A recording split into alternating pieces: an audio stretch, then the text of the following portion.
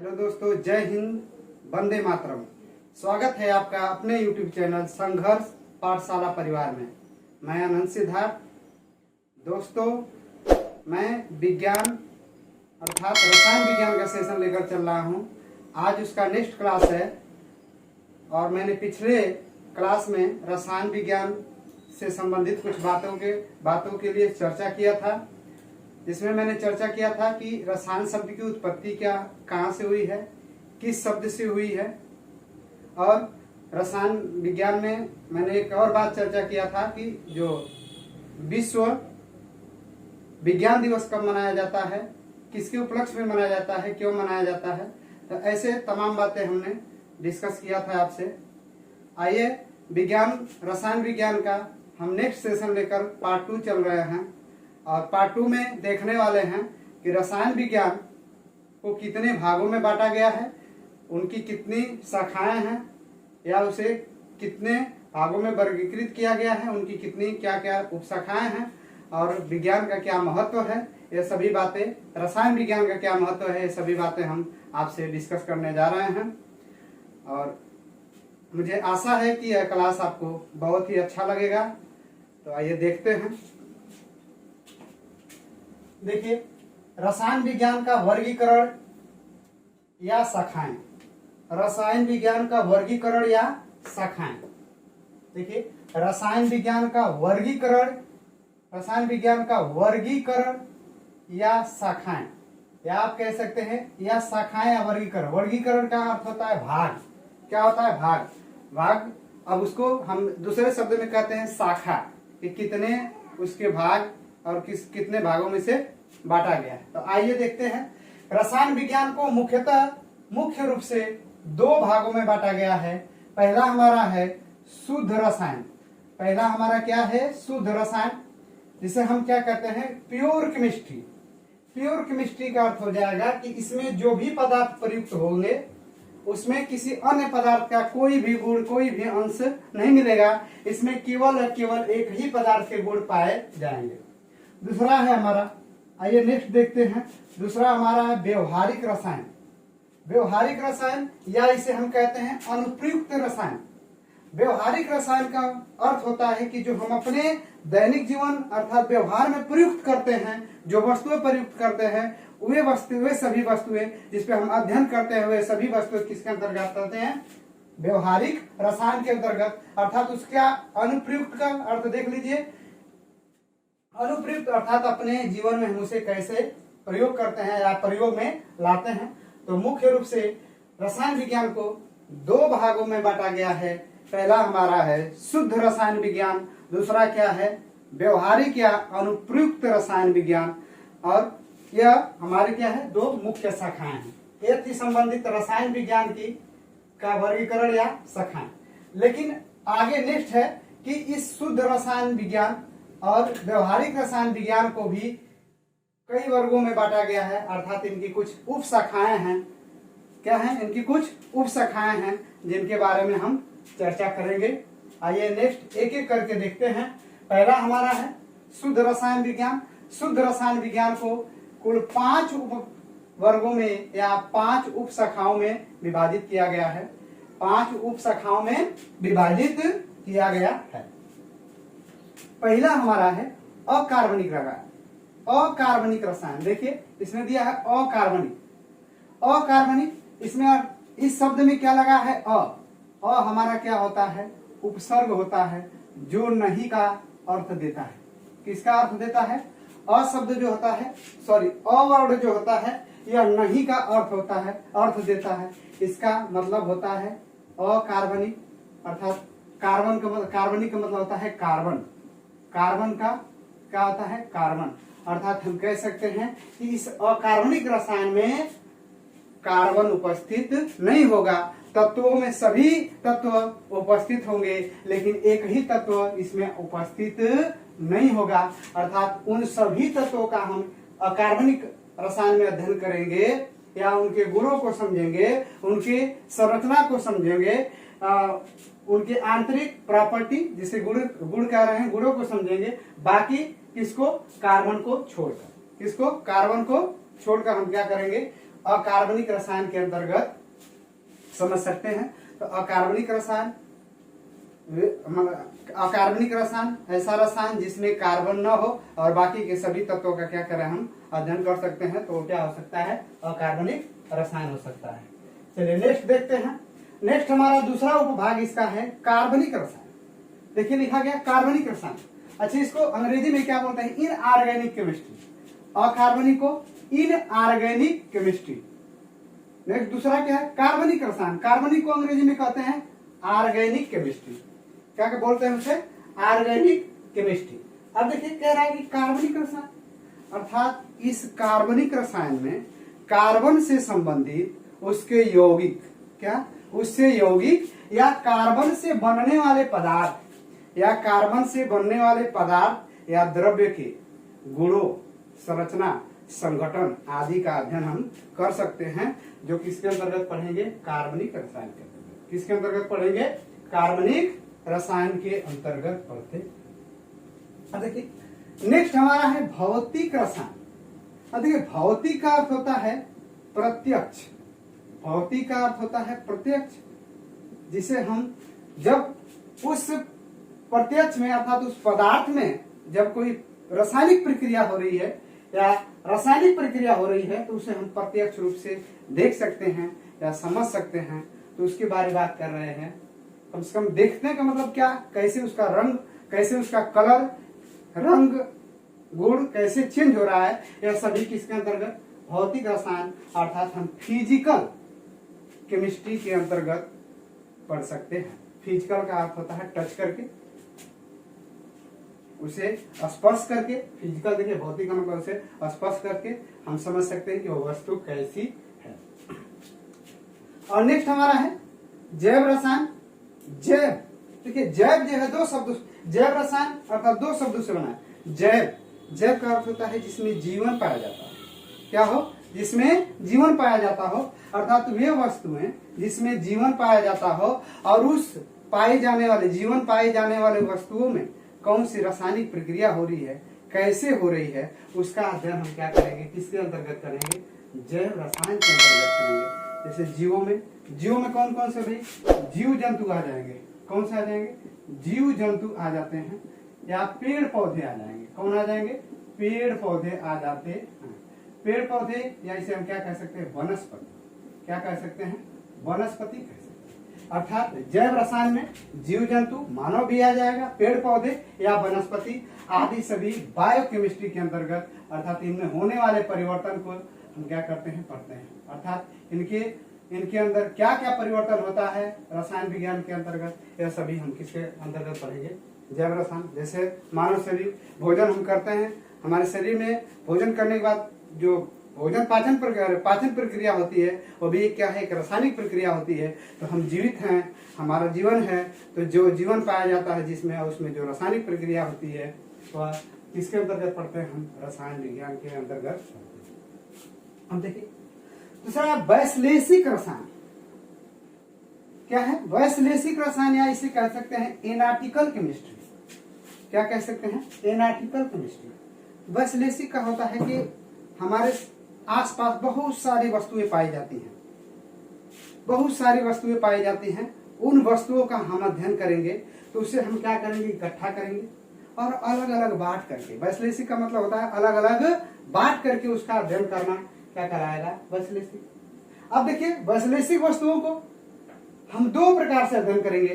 पहला हमारा है गुणात्मक वैश्लेषिक अध्ययन और दूसरा है मात्रात्मक या भारात्मक वैश्लेषिक रसायन। तो वैश्लेषिक का अर्थ होता है बांटना, छोटी बड़ी वस्तुओं को बांटना, अर्थात उनके गुणों के आधार पे बांटना, उनके भारों के आधार पे बांटकर हम क्या करते हैं, उनका अध्ययन करते हैं, जिसे हम क्या कहेंगे, वैश्लेषिक रसायन या एनालिटिकल केमिस्ट्री। से दो भागों में बांटा गया है। कह रहा है देखिए गुणों के आधार पे, गुणात्मक का होता है कि उसके गुण के आधार पे, उसके अंतर्गत क्या क्या गुण के आधार पे, गुणात्मक गुण के आधार पर हम क्या करेंगे, इसका अध्ययन करेंगे। अब देखिए जैसे हम गुण के आधार पे, जैसे हम कह सकते हैं ले लेंगे कौन सा, एनालिटिकल में कोई वस्तु ले लिए, जैसे हमने मिर्च ले लिया, मिर्च तीखी होती है। हमने नींबू ले लिया, खट्टा होता है तो उसका अध्ययन हम क्या करेंगे, उसके गुणों पर आधारित तो क्यों खट्टा होता है, और मिर्च जो है क्यों तीखी होती है। तो ये सभी क्या है, गुणात्मक, अब कह रहा है मात्रात्मक या भारात्मक। अब कोई वस्तु लेंगे जिसका अब भारों के द्वारा हम उसे क्या करेंगे, विश्लेषित करेंगे, उसे अलग अलग जगहों पर रखेंगे, कौन सी वस्तु कितनी भारी है कितनी हल्की है, अर्थात उसके मात्रा के आधार पे हम क्या करेंगे, अध्ययन करेंगे, जिसे हम क्या कह सकते हैं, वैश्लेषिक रसायन। तो ये था हमारा पहला, जो रसायन विज्ञान को मुख्यतः दो भागों में बांटा गया। पहला हमारा है शुद्ध रसायन या प्योर केमिस्ट्री, और दूसरा हमारा व्यवहारिक रसायन, जिसे हम क्या कह सकते हैं, व्यवहारिक या अनुप्रयुक्त रसायन। तो हमने पहले भाग को अच्छी तरह से समझ लिया, जिसे हम 5 भागों में बांट करके पढ़ा है। कार्बनिक रसायन, भौतिक रसायन, जैव रसायन और वैश्लेषिक रसायन। ये सभी हमारे क्या है, यह सभी पहले वाले भाग के उप शाखाएं हैं। पहले वाले भाग के अर्थात प्योर शुद्ध रसायन या अर्थात प्योर रसायन, प्योर केमिस्ट्री वाले भाग का उपभाग है या उप शाखा है। आइए नेक्स्ट देखते हैं। नेक्स्ट हमारा है व्यवहारिक रसायन या अनुप्रयुक्त रसायन। व्यवहारिक का होता है अपने व्यवहार जीवन में, अपने जीवन में प्रयुक्त होने वाले जो रासायनिक पदार्थ होते हैं। प्रयोग, अनुप्रयुक्त का मतलब प्रयोग करना, जो अपने व्यवहारिक रूप में प्रयोग करते हैं, जो हम दिन पर दिन अपना करते हैं, अपने लिए करते हैं, तो उसी को कहते हैं व्यवहारिक रसायन विज्ञान। अर्थात इसके अंतर्गत बनने वाले पदार्थों का अध्ययन किया जाता है। जैसे हमारा पहला औद्योगिक रसायन। अब देखिए औद्योगिक रसायन का अर्थ क्या होता है, इंडस्ट्रियल केमिस्ट्री। इसको क्या कह सकते हैं, इंडस्ट्रियल केमिस्ट्री। तो इंडस्ट्रियल अर्थात इंडस्ट्रियल क्या होता है, औद्योगिक होता है, जहाँ पे बहुत सारे खाद्य पदार्थ, मतलब बहुत तमाम प्रकार की वस्तुएं बनती हैं। तो उनको बनाने के लिए इसमें किस प्रकार के केमिकलों का प्रयोग होता है, तो वह किसके अंतर्गत पढ़ते हैं, हम औद्योगिक रसायन के अंतर्गत पढ़ते हैं। किसके अंतर्गत पढ़ते हैं, औद्योगिक रसायन के अंतर्गत पढ़ते हैं। अर्थात उद्योगों में बहुत सारी वस्तुएं बनाई जाती हैं। जैसे हम कह सकते हैं चीनी बनाई जाती है, तो चीनी बनाने में कौन सा रसायन प्रयुक्त होता है, तो किसके अंतर्गत हो जाता है, औद्योगिक रसायन। जरूर नहीं है कि चीनी वाला ही औद्योगिक है, औद्योगिक बहुत होते हैं। ठीक है, आगे देखते हैं। दूसरा हमारा नेक्स्ट इसका कृषि रसायन, एग्रीकल्चर केमिस्ट्री। कृषि देखते हैं खेती बाड़ी से संबंधित, और खेती बाड़ी से संबंधित हम कह सकते हैं जैसे कृषि में प्रयुक्त होने, कृषि में अनाज को पैदा करने के लिए, उसके जैव उर्वरकों को मतलब देने के लिए, बढ़ावा देने के लिए इसमें किस प्रकार का रसायन का प्रयोग होता है, वो किसके अंतर्गत पढ़ते हैं, कृषि रसायन के अंतर्गत पढ़ते हैं। जैसे कृषि रसायन में हमारे अनाजों में कीड़े मकोड़े आदि लगते हैं, तो क्यों लगते हैं, उनके अंतिशोधक के लिए हम क्या करते हैं, दवाओं का प्रयोग करते हैं। कैसे वो दवाएं बनाई जाती है, तो किसके अंतर्गत पढ़ते हैं, कृषि रसायन के अंतर्गत। आइए नेक्स्ट देखते हैं मृदा रसायन, जिसे बोलते हैं सोल केमिस्ट्री। अर्थात हमारी जो मृदा होती है, मृदा में कुछ न कुछ कमियां आ जाती है, तो उस कमियां को जानने के लिए, पता करने के लिए और उसे दूर करने के लिए जिस केमिस्ट्री का प्रयोग करते हैं उसे हम क्या कहते हैं, सोल केमिस्ट्री। जैसे नाइट्रोजन की कमी हो गई तो क्यों हुई, उसकी उर्वरता को अर्थात उसके नाइट्रोजन कमी को किस तरह से हम दूर करेंगे, क्या प्रभाव था, ये सभी किसके अंतर्गत पढ़ेंगे, रसायन विज्ञान के अंतर्गत, मृदा रसायन विज्ञान के अंतर्गत पढ़ेंगे। और नेक्स्ट हमारा है खनिज, जिसे हम बोलते हैं मिनरल केमिस्ट्री। मिनरल केमिस्ट्री अर्थात खनिज लवण के बारे में पढ़ेंगे। तो खनिज क्या होते हैं या कहाँ पाए जाते हैं, भी मृदा में ही पाए जाते हैं। बहुत सारे हमारे शरीर में खनिज लवण पाए जाते हैं, तो उस खनिज लवण का के बारे में अध्ययन जो हम करेंगे तो क्या होता है, मिनरल केमिस्ट्री के अंतर्गत पढ़ते हैं। नेक्स्ट हमारा है खाद्य रसायन। खाद्य का मतलब होता है खाद नहीं, यूरिया वाली खाद नहीं, ये यूरिया की खाद की बात नहीं हो रही है, ये हमारे द्वारा ग्रहण किए गए भोजन की बात हो रही है। अर्थात जो हमारा भोजन का निर्माण होता है उस भोजन के बारे में, अर्थात जैसे फास्ट फूड होते हैं वह कैसे बनाए जाते हैं इसकी बात कर रहे हैं। तो लिखा गया है फूड केमिस्ट्री। अर्थात फूड केमिस्ट्री में हम किस रसायन का प्रयोग करते हैं, किस प्रकार के केमिकल का प्रयोग करते हैं, और किसके अंतर्गत पढ़ते हैं, हम पढ़ते हैं फूड रसायन, खाद्य रसायन के अंतर्गत। नेक्स्ट अपना है, नेक्स्ट हमारा है शुद्ध युद्ध रसायन, युद्ध रसायन, जिसे कहेंगे वार केमिस्ट्री। क्या कहेंगे, वार केमिस्ट्री। वैश्विक स्तर पे जब युद्ध होते हैं या युद्ध होंगे या होते हैं तो उस समय किस प्रकार के तोप गोले में जो रासायनिक पदार्थ प्रयुक्त होते थे उसका अध्ययन किसके अंतर्गत किया जाता है, युद्ध रसायन के अंतर्गत किया जाता है। किसके अंतर्गत किया जाता है, युद्ध रसायन के अंतर्गत किया जाता है। नेक्स्ट हम देखते हैं, नेक्स्ट हमारा है अपराध रसायन। अब देखिए ये अपराध रसायन क्या होता है, अपराध जिसे कहते हैं क्राइम केमिस्ट्री। अपराध रसायन क्या होता है, तो पहली बार सुना जा रहा है कि अपराध का अर्थ होता है कि कोई ऐसी घटना घट गई, जैसे किसी ने किसी के ऊपर जानलेवा हमला कर दिया, वो व्यक्ति मर गया, और किसने किया, कैसे किया, तो वहां पे क्या हुआ जाता है, अपराध रसायन के अंतर्गत, क्राइम केमिस्ट्री के अंतर्गत उस मनुष्य की पहचान करने के लिए उसके पसीने, उसके रक्त आदि का क्या किया जाता है, परीक्षण किया जाता है। क्या किया जाता है, परीक्षण किया जाता है, टेस्टिंग किया जाता है। वो किसके अंतर्गत आता है, अपराध रसायन के अंतर्गत किया जाता है, और उस मनुष्य की पहचान की जाती है और सत्यता की जांच की जाती है कि क्या यह इस व्यक्ति ने ही किसी दूसरे व्यक्ति पे जानलेवा हमला किया है या नहीं किया है। तो यह अपराध रसायन के अंतर्गत जाता है। अब अगला हमारा है औषध रसायन। देखिए क्या है औषध, औषध का मतलब होता है औषधि, औषधि का अर्थ होता है दवा। तो दवा में प्रयुक्त जो हमारे लिए हम लोग दवा प्रयोग करते हैं, बुखार हो गया, बहुत तमाम प्रकार के रोग मानव के लिए होता है, तो उन दवाओं में जो प्रयोग होते हैं केमिकल रासायनिक पदार्थ, उनका अध्ययन हम पढ़ते हैं मेडिसिनल केमिस्ट्री के अंतर्गत पढ़ते हैं या उसका अध्ययन करते हैं। तो इसलिए इसे क्या कहते हैं, औषध रसायन। अर्थात ज्वर, बुखार, इस तरह तपेदिक, ये सभी जो होते हैं रोग होते हैं, तो उनके उपचार के लिए जो दवाओं का प्रयोग करते हैं, अर्थात उन दवाओं को बनाने के लिए जब हम अध्ययन करते हैं तो क्या करते हैं, उसको उस अध्ययन को क्या कहा जाता है, औषध रसायन कहा जाता है। अगला हमारा है नेक्स्ट क्या है, इसका भाग, यह दूसरे वाले का भाग है। अगला हमारा है अंतरिक्ष रसायन।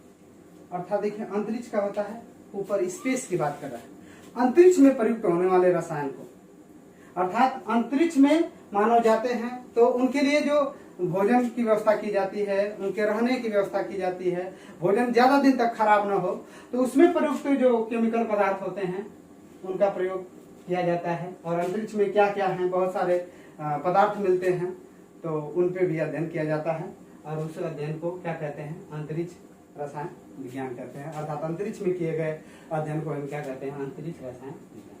ये हमारा था। और लास्ट हमारा इसमें नाभिकीय रसायन विज्ञान। देखिए क्या क्या है, नाभिक का अर्थ होता है केंद्र में। क्या होता है, केंद्र में। तो नाभिकीय रसायन विज्ञान के अंतर्गत क्या होता है कि किसी पदार्थ अर्थात पदार्थ के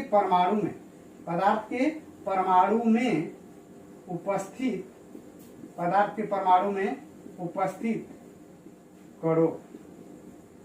उपस्थित कणों या इसके अवयवों का अध्ययन किया जाता है। अवयवों का अध्ययन किया जाता है, इसे कह सकते हैं एलिमेंट का अध्ययन किया जा सकता है। तो जिसे हम क्या कह सकते हैं, नाभिकीय रसायन कह सकते हैं, जिसे हम क्या कह सकते हैं, नाभिकीय रसायन कह सकते हैं।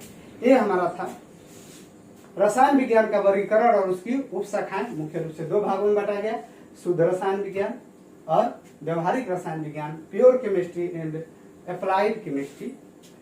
ठीक है, तो आइए नेक्स्ट देखते हैं। अब हम बात करेंगे रसायन विज्ञान के महत्व के बारे में, और उसके महत्व के साथ साथ हम बात करेंगे उसके उपयोगिता के बारे में। तो इसके बारे में हम चर्चा करते हैं, बात विमर्श करते हैं, क्या होता है रसायन विज्ञान का हमारे जीवन में क्या महत्व है, इसके लिए हम जान लेते हैं। आइए देखते हैं क्या है कि वर्तमान समय में विज्ञान ने मानव जीवन को सरल, सुखमय, समृद्ध तथा सुविधाजनक बनाने के लिए जो सामग्री प्रदान की है जो सामग्री प्रदान की है उसमें रसायन विज्ञान, उसमें किसकी रसायन विज्ञान का सर्वाधिक योगदान है। विज्ञान में कह रहा है कि जो सर्वाधिक योगदान है वह मानव जीवन को सुखमय बनाने के लिए, समृद्ध बनाने के लिए और सुविधाजनक बनाने के लिए उसमें ज्यादा भूमिका किसकी है, तो रसायन विज्ञान की भूमिका है। यह बात आगे देखिए। और आगे जीवन में रहेगा भी, अर्थात रसायन विज्ञान का आगे जीवन में रहेगा भी। जीवन के प्रत्येक क्षेत्र में हम किसी न किसी रूप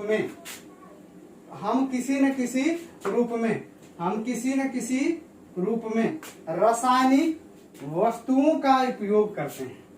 कह रहा है कि जीवन के प्रत्येक क्षेत्र में हम किसी न किसी रूप में रासायनिक वस्तुओं का प्रयोग करते हैं, अर्थात रासायनिक विधि से रसायन विज्ञान के अंतर्गत बनाई गई जो वस्तुएं हैं उनका हम प्रयोग किसी न किसी रूप में प्रत्येक क्षण हम क्या करते हैं, उपयोग करते हैं। आइए आगे देखते हैं। आज मनुष्य विभिन्न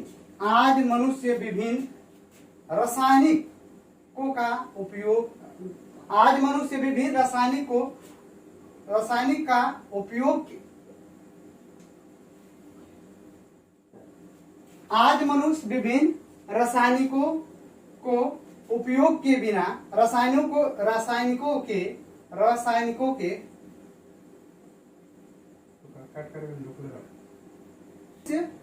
आज मनुष्य विभिन्न रासायनिकों के उपयोग के बिना अपनी आवश्यकताओं को पूरा नहीं कर सकता है।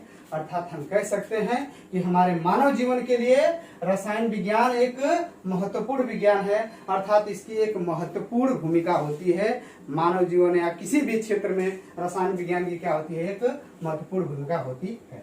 आइए उसके महत्व और उपयोग के बारे में हम जान लेते हैं। जैसे लिया गया है कि महत्व और उपयोग क्या होगा, तो पहला हमारा है खाद्य पदार्थ। पहला हमारा क्या है, खाद्य पदार्थ है। देखिए, तो हम कहते हैं खाद्य पदार्थ के अर्थात निरंतरता, अर्थात निरंतर जनसंख्या वृद्धि होने के कारण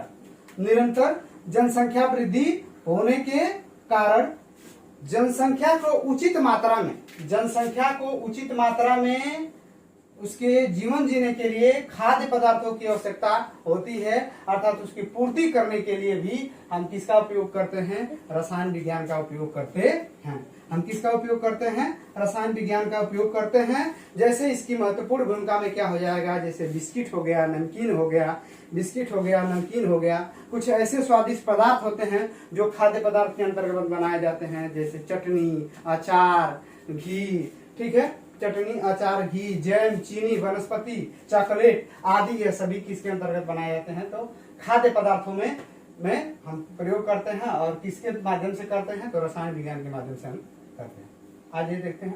दूसरी बात है कि रसायन विज्ञान का जो महत्व और उपयोग स्वास्थ्य क्षेत्र में, अर्थात स्वास्थ्य क्षेत्र या स्वास्थ्य रक्षा के क्षेत्र में क्या होता है, इसके बारे में हम जान लेते हैं।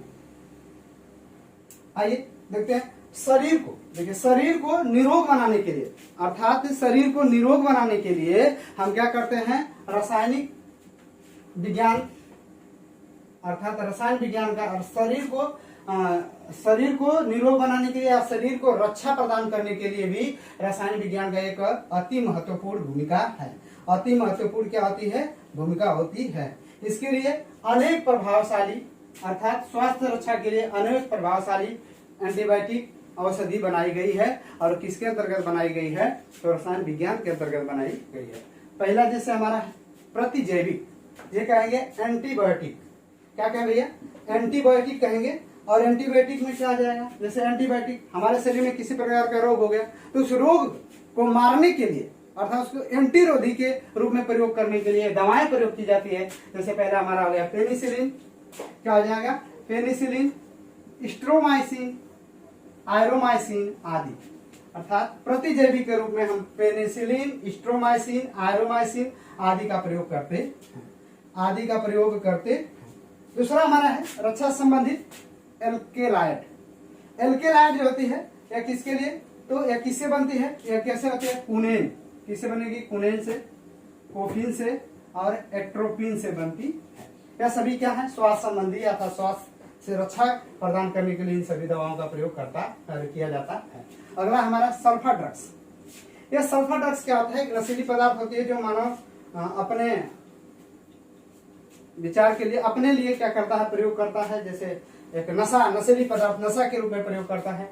जैसे सल्फाडाइजिन हो गया, सल्फापेरिडिन हो गया। अर्थात यह क्या है, अत्यधिक रूप में लेने से नशा होता है और इसका स्वास्थ्य रक्षा के लिए भी प्रयोग किया जाता है। ऐसी बात नहीं है कि यह सिर्फ नशा के लिए ही, यह मानव शरीर को स्वस्थ बनाने के लिए भी प्रयोग किया जाता है। अगला हमारा है निश्चेतक। निश्चेतक का अर्थ होता है बेहोशी के रूप में। किसके रूप में, बेहोशी। अर्थात किसी को बेहोशी अवस्था में लाने के लिए कुछ दवाओं का प्रयोग होता है, जिसे हम कह सकते हैं क्लोरोफार्म, कोनेन और प्रोकेन आदि। ऐसे ही बहुत प्रकार की दवाएं होते हैं जो जब डॉक्टर साहब लोग क्या करते हैं, किसी मरीज को निश्चेतक अर्थात उसे बेहोशी हालत में लाने के लिए, उसे ऑपरेशन प्रक्रिया करने के लिए क्या करते हैं, उन्हें बेहोश करते हैं। तो उस समय दवाओं का प्रयोग करते हैं, जैसे क्लोरोफार्म, कोनेन और प्रोकेन का प्रयोग करते हैं। अब देखिए ये क्या है, पूर्तिरोधी। ये क्या है, पूर्तिरोधी। मान लीजिए हमारे शरीर में किसी प्रकार की